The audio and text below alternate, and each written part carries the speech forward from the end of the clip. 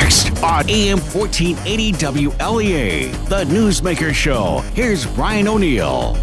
And today with Dr. Gary Ostrower, we're going to be talking about everything from Kanye West to birth control to Trump's speech at Mount Rushmore. Good morning, Dr. Ostrower. Well, good morning to you, Brian.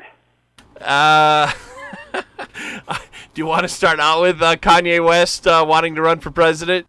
Well, Kanye West may be being urged by some of the Republicans to run for president as a way of siphoning off black voters from Biden, from Vice President Biden.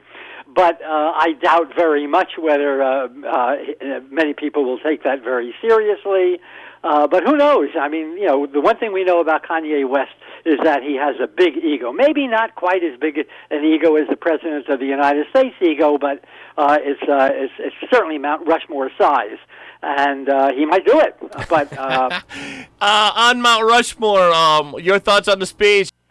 Well, I didn't watch the entire speech. I certainly watched a number of excerpts from it that were on different news programs, and I think it's appalling. I mean, it's really in some ways very much in sync with what the president did in his inaugural address.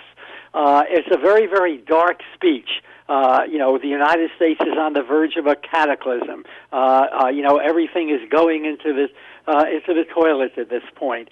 But it's a speech that was designed to strike fear, to strike apprehension. It was a speech that was designed to divide Americans rather than to unite them, which I find to be rather odd because normally on July 4th, and you can go back to presidential addresses on July 4th, all the way at least back to Woodrow Wilson, presidents tend to unite us. They try to, essentially forge a single nation, e pluribus unum, in other words, out of many, one. President Trump is doing exactly the opposite. And, he said during that speech, for instance, that our children are being taught to hate in our schools, are being taught to hate the United States. He said that the Democrats are a party of radical anarchists, and at another point, radical socialists. Well, I've said to you on this program, I've said many times, this president is the most dishonest president in all of American history. I don't know why anyone would believe anything that he says. You should assume it's probably false until proven otherwise. But certainly these things are very, very false. The Democratic Party is not a socialist party. Our children are not being taught to, hate America. But, to the extent that there are people out there who are fearful, and this is a fearful time because of COVID-19, because of the very, very sharp rise in unemployment, because of, being shut in many, many areas, there's a lot of frustration out there. There's a lot of fear. There's a lot of anxiety. There's a lot of apprehension. And consequently, it's entirely possible that the president's words are going to fall on willing ears, so to speak. One of the things that strikes me about this president, and really we've seen a good deal of this in the last 2 weeks, is the degree to which he is out of step with the country itself. For instance, over the past week or so, the state of Mississippi, the legislature in Mississippi, of all places, the legislature in Mississippi has voted to remove the stars and bars, in other words, the Confederate flag, from the Mississippi state flag. So it came down for the last time a few days ago. The governor, a Republican governor, a very conservative Republican governor, signed that bill. And yet the President of the United States, as recently as yesterday, was criticizing NASCAR for banning the Confederate flag. There's a pattern here. It's a pattern that we see going all the way back to Charlottesville when he talked about white supremacists as being, very fine people. It's a pattern that we see in his recent tweet.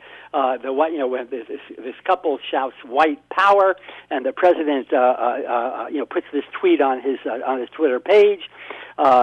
His comments about Confederate statues. I mean, I think we all know by now, because we've gotten a little educational lesson over the last few weeks, that the Confederate statues that populate almost every town in the South, many, many of them certainly. These statues were not put up right after the Civil War. They were statues that were erected during the first 2 decades of the 20th century, and it was part of a counterattack on Reconstruction, part of a counterattack on the idea of equality. They represented an attempt, a very, very explicit attempt, to recreate, to reaffirm a system of white supremacy. Those statues should come down, and yet we find the president defending those statues. He says the same thing about, the naming of Army bases. Many of the Army bases in the South are named after Confederate generals. Well, let's remember, folks, those Confederate generals committed treason against the United States of America. They sought to destroy the country, not to unite the country. That the president puts himself into a situation right now where he is defending these guys is a way of saying that he is, appealing to a very, very narrow, quite racist base. And I think that, we have plenty to worry about. Just this week, the president said that he is going to issue an executive order that is going to weaken regulations for fair housing regulation, particularly in suburbs. In other words, fair housing regulation that would make it illegal to deny people of color, housing opportunities. So when I say, Brian, that there is a pattern here, it's a pattern that goes all the way back to 2017, and we see it just as firmly in the comments that he made at Mount Rushmore as in anything else that he said. I think it's kind of a sad commentary on where we are right now. Supreme Court just made a decision, Dr. Ostrower, on the Electoral College. Did you want to weigh in on that?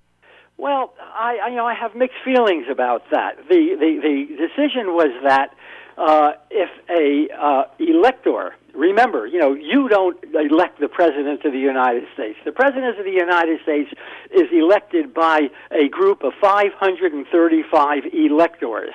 Okay, the electors are selected by the political parties in each state. One group of electors is pledged to support the Democratic candidate. Another group, of course, to support the Republican nominee for president. But every so often, an elector will not do what he is instructed to do. And so, for instance, in 1956, during the Republican National Convention, there was some opposition to renominating Richard Nixon as President Eisenhower's vice presidential candidate. And so an elector from Kansas refused to vote for Nixon. He cast his ballot for somebody else. Does he have the right to do this? And that has been in dispute for approximately 200 years, ever since the Constitution was written. What the Supreme Court said this week is that no, the elector has an obligation. He has an obligation to cast his ballot for those who people think he's going to cast that ballot for.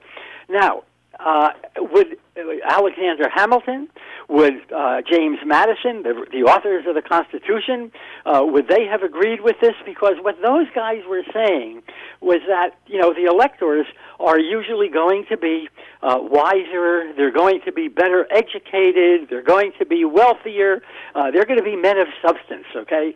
And what the Founding Fathers were arguing is that these electors should exercise their independent judgment. And the assumption was that, of course, most of them would vote for who you expected them to vote for. But it wasn't a requirement. That requirement was not put into the Constitution itself. And now, as a result of the Supreme Court decision, those electors are indeed going to vote this way. Will that help Donald Trump? Will it help, Joe Biden? It's really, really hard to say. But I think that one would have to say, given the degree to which there is a lot of uneasiness in the Republican Party about Donald Trump, that it will probably serve the interests of Donald Trump more than it will serve the interests of the Democratic nominee, assuming that that's Joe Biden. Now, the old argument in favor of the Electoral Colleges is that the bigger states will dominate if the Electoral College goes along with the popular vote. What do you make of that argument? Well, I mean, the Electoral College really, in some ways, I think, favors the smaller states rather than the bigger states. This is a debate that we've been having for a long, long time, certainly at least for 70 or 80 years or so. Should we have an electoral college? I understand, of course, why. I think many of us understand why it was created back in 1787 when the Constitution was written.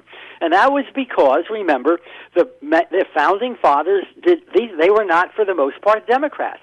I'm talking about a small d Democrat. They were not small d Democrats. These were people who were, we would call them today, elitists.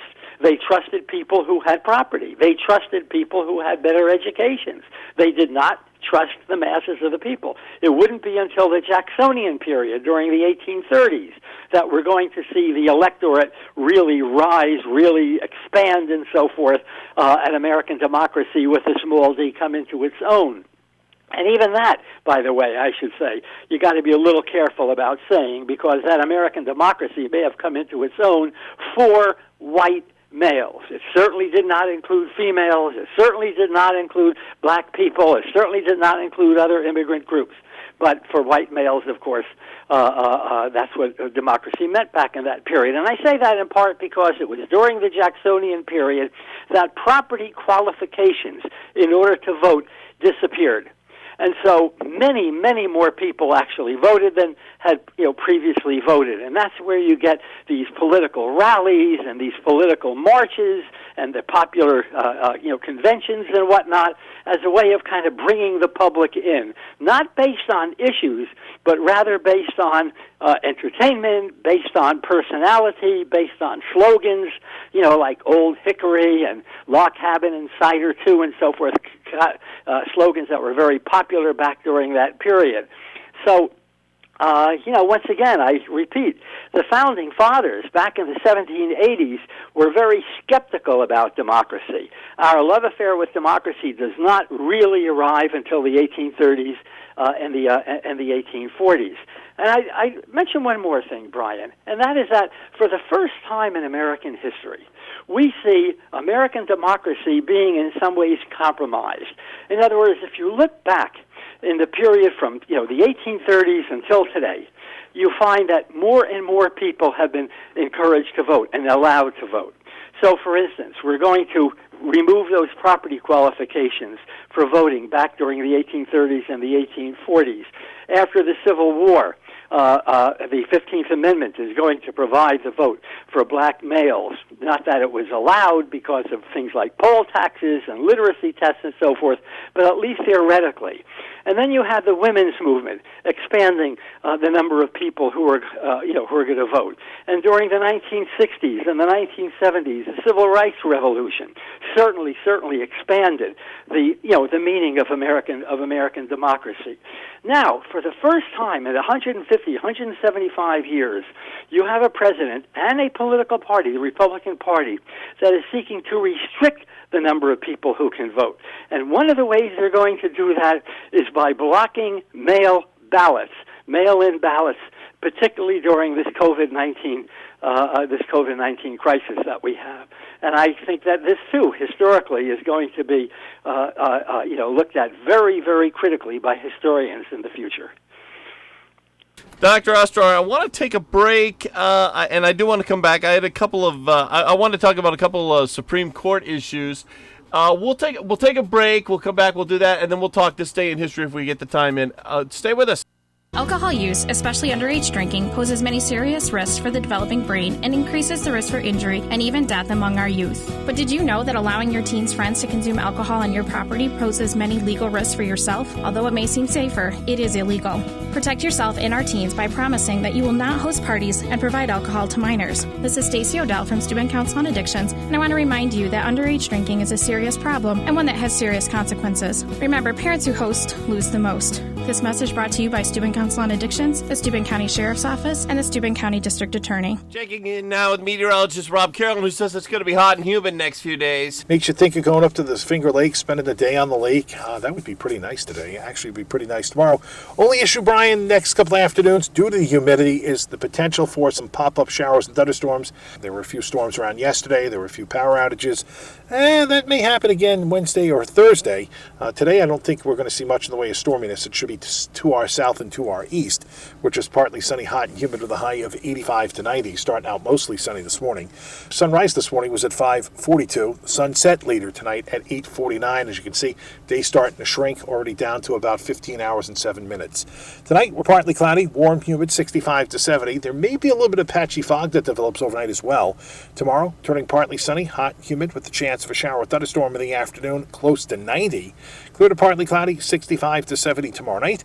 Partly sunny, warm, and humid for Thursday with the chance of a late-day storm, 85 to 90. And Brian, will see more of the same type of weather coming up on Friday. Thank you, Rob. Back with Dr. Gary Ostrower on the Obamacare birth control mandate, as it's called by some. What do you think the Supreme Court will do on that? That's coming up. Well, by and large, the Supreme Court, you have a very conservative majority right now, but it's not always a reliable majority. We're finding that Justice Roberts, the Chief Justice, is willing every so often to side with some of the liberal members of the court. Certainly he did that when it came to preserving Obamacare that must have been about 6 or 7 years ago now. So, things are a little bit uncertain, but I'm not going to make a prediction on that one, simply because of, I think, the uncertainty in respect to Roberts. What I do find is that, and I find this kind of odd, really odd, politically odd, you have in the middle of of the worst pandemic that we have experienced in 100 years, since 1918, in 102 years, you have the President of the United States and the Republican Party generally seeking to eliminate Obamacare. If they do that, if the court should rule against Obamacare, and the case is going to come up having to do with the individual mandate fairly soon, if that should happen, 23 million Americans who have health care right now are not going to have health care. In addition to which, I think, you have many, many people unemployed today who had been employed just a few months ago. And as they lose their jobs, they lose their health insurance, okay, assuming for the moment that they had employer-based health insurance. And so to eliminate Obamacare at this point, I think is going to have a devastating effect. It can have a real social revolutionary effect. There's only so much that people are willing to stand for. There are a lot of people who feel that the U.S. is moving in the wrong direction, both Democrats as well as Republicans today. And I think that, eliminating this kind of program is going to simply increase social unrest rather than the opposite. And Brian, one other point I want to make, going back to something earlier we said. The president spoke at Mount Rushmore, a few days ago. I was struck by the degree to which he did not address, except in the very, very slightest way, he did not address the COVID crisis. It's as if it doesn't exist. These other things, Confederate generals and Confederate monuments and NASCAR races and Bubba Wallace and whatnot, are all for the president distractions from the most important issue of our time right now, at least, in 2020. And that is a health care crisis, a health crisis in which 130,000 Americans have now died. The president just yesterday, said that COVID-19 is only serious for 1% of the people who get it. Well, that's not true. 1% of the people may die, but there are a lot of other people who are going to be hospitalized, some of them for 2 and 3 months. Some of them suffering permanent injury to their lungs or to their kidneys or to other organs. For the president to ignore this, to the president to try to distract us, I think, is once again a sign of his, at least to me, a sign of the failure of his leadership. Dr. Ostrower, moving on to this day in history, July 7, 1942, in Germany, Hitler decides to begin medical experiments on Auschwitz prisoners. Was that the first time that had happened? Well, Auschwitz was only really completed. They began building it in 1941, so I'm sure that was the first time it was done at Auschwitz. Had there been any experimentation on prisoners before Auschwitz? Brian, I'm not really sure the answer to that. But certainly, at Auschwitz it was done routinely. And then I might add, not only at Auschwitz, at many other concentration camps, including Buchenwald, including Dachau. If any of you ever get to Munich, take the Dachau tour, get over there, and you're going to see some of the very, very rooms in which some of these medical experiments were done, depriving people of oxygen, depriving people of warm water, putting them into cold water to see how long they would survive, and so forth. It was an evil system, and I guess it goes back to 1942 when we see the first of these experimentations. And it was not just Hitler; it was Himmler, who was really the architect of Heinrich Himmler, was the architect of the concentration camp system. But it was also, and this is the saddest thing, medical doctors who had taken a Hippocratic oath not to do any harm. Dr. Ostrower, also in this day in history, July 7, 1969, the first U.S. troops are withdrawn from South Vietnam.